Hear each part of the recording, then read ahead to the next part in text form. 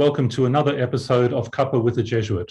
I'm Father Robin Koning, the Provincial Assistant for Vocations for the Australian Jesuit Province. With Father Robin, I'm Julian Butler, a Jesuit in formation, and we're joined today by Father Paul Horan. Father Paul, welcome. Thank you very much. Father Paul, would you tell us a little bit about the work that you're doing, the pastoral work at Immaculate Conception in Hawthorn and with Jesuit Mission? Just to share with us some of the pastoral experiences that you're having at the moment. Well, in Hawthorn, I help with masses. I would say the midday mass during the week and then weekends. For Jesuit Mission, they would send me a list of donors and ask me to ring them and thank them. So that I do. And it's extraordinary, actually, that the loyalty of people to Jesuit Mission. I mean, they've been giving for years, and they're sort of extraordinarily generous. I mean, especially in this time now when things are so difficult for people. Father Paul, that work with Jesuit Mission is, I suppose, comes out of you having spent much of your life as a missionary, most recently in Myanmar, a part of the world that's received a lot of attention in recent years. Maybe just to begin talking about your missionary journey, would you share a little bit about the work you were doing in Myanmar just before you returned to Australia? When I went to Myanmar in 2010, Mark Raper invited me to come, and so I went there in 2010. I lived then in Yangon and was teaching spoken English at Campion, the Campion Institute. And then in 2008 to 2010, I was in Town G doing the same thing, really, teaching spoken English. The students were very similar in the sense that they were all people who had finished their matric and then joined these courses. But there were students in Town G were actually also doing a course in education affiliated to Davao University in the Philippines. So they were doing spoken English, but also they were doing this diploma in education at the same time.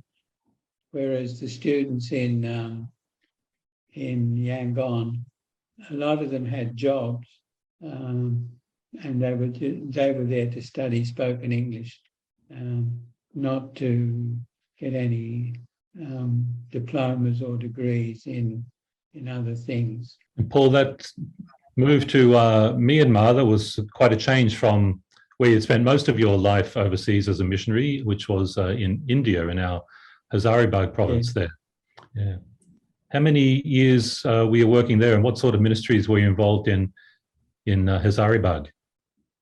I went to India in 1965 with Tony Herbert, and I stayed there till 2010. And in Hazaribagh, or Hazaribagh Palama, in our province, I spent most of my life there, well, all of it pretty well, in teaching. I taught in Mawadan, that was a Hindi medium school, and then I taught in St. Xavier's Hazaribagh and Bukhara Steel City, and I went backwards and forwards between them. So they were very large English medium schools. So I was teaching in the classroom, also especially in Hazaribagh.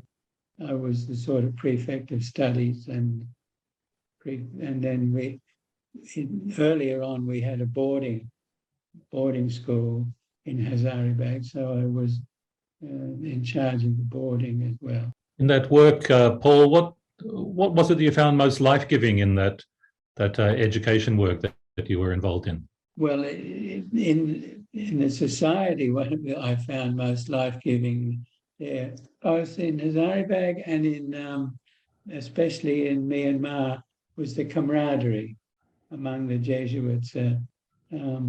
I think because you were a group that were alone, it brought you together.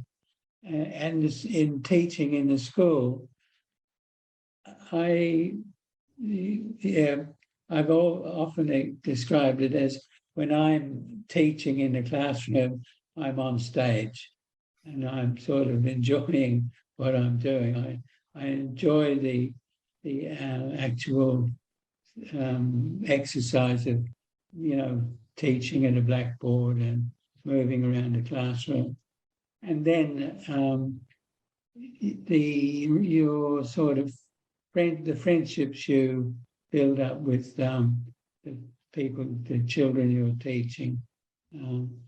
I've sort of still keep contact with many, or they with me. So that would be you sort of felt you were helping people to, get ahead in life. That was the case in Hazaribagh. It was also very much the case in Myanmar. Brother Paul, can I ask just about that move from India to Myanmar? Many people might think 45 years or almost 45 years as a missionary, you've done your bit, and you might have stayed where you were. What was it that drove that decision to seek a new challenge or a new frontier for ministry? Well, when I suppose finished teaching in Hazaribagh, you had to, according to the government, you had to retire. I knew that I'd been in theology with the Jesuit Vaki Parakat, who was in charge of JRS in Nepal. So talking to some of my friends in Hazaribagh, they thought I was thinking of JRS. So I wrote to him and asked. And so I went to JRS in Nepal for a year.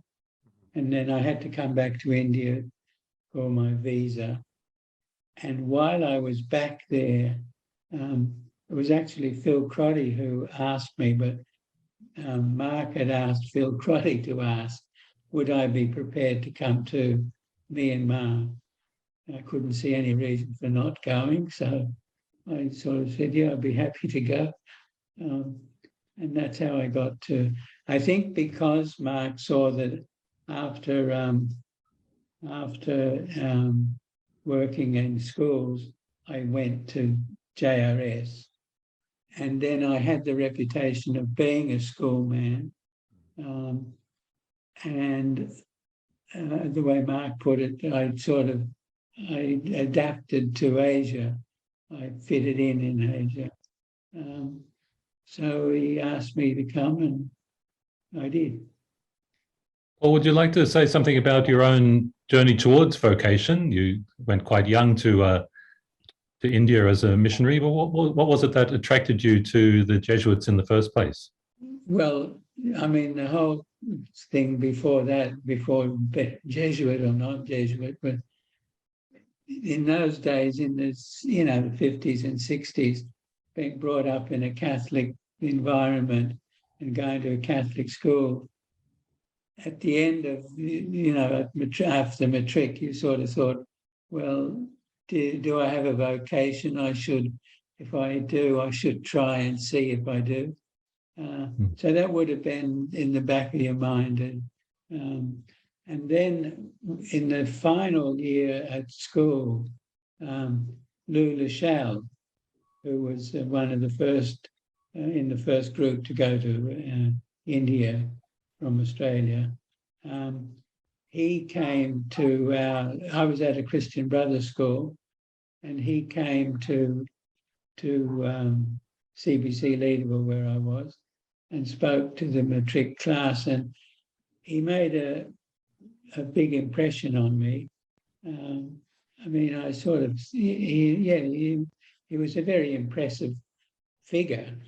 But he was back from India for health reasons and to recover and before going back again. So when I came to consider a vocation, I thought, yeah, maybe the Jesuit. I didn't know any Jesuits otherwise. And he, I knew, was a Jesuit. So I thought maybe. And so I applied.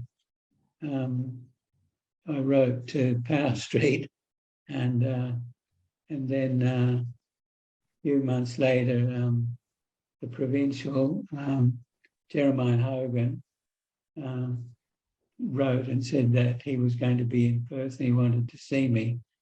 And so that's how I finished up in Watsonia. Given, Father Paul, your own movement into the society and what you've experienced in your life as a Jesuit, what would you say to a young man who might be considering religious life or the Jesuits today?